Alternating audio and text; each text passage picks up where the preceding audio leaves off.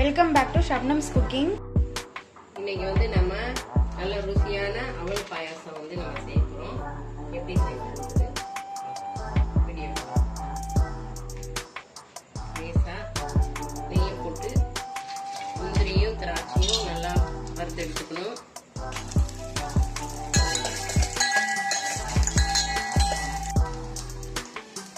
இப்போ இதுலயே 2 ஏலக்காய் பொடி பண்ணி போட்டு அவளையும் இதுலயே சேர்த்துக்கலாம்.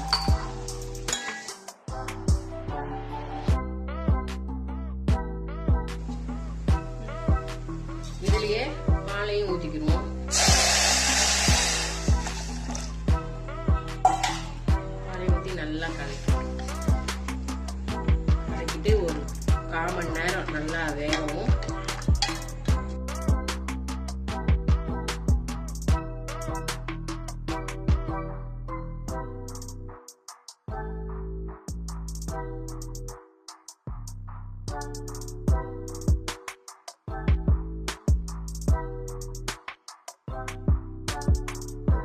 இப்ப அவல் நல்லா வெந்துருச்சு.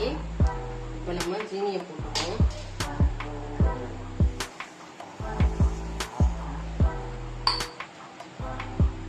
ஜீனியை போட்டு நல்லா கலக்கி விட்டுப்போம்.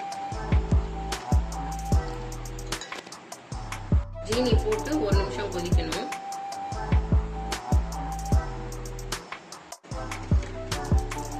ஜீனி நல்லா கரைஞ்சிருச்சு. இப்ப இந்த தேங்காய் துருவலை அதுல போட்டுக்குவோம்.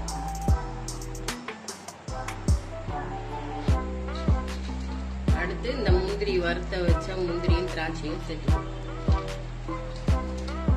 அவ்வளவுதான், நல்ல அருமையான அவல் பாயாசம் ரெடி ஆயிடுச்சு. இப்ப ஃப்ளேம் ஆஃப் பண்ணிக்கலாம்.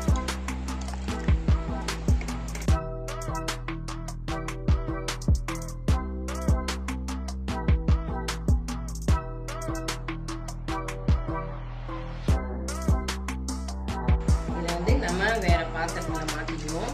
சூடா இருக்கக்குள்ள நல்லா லிக்விடா நல்லா இருக்கும். ஆறிடுச்சுன்னா அது கொஞ்சம் கெட்டியாகும்.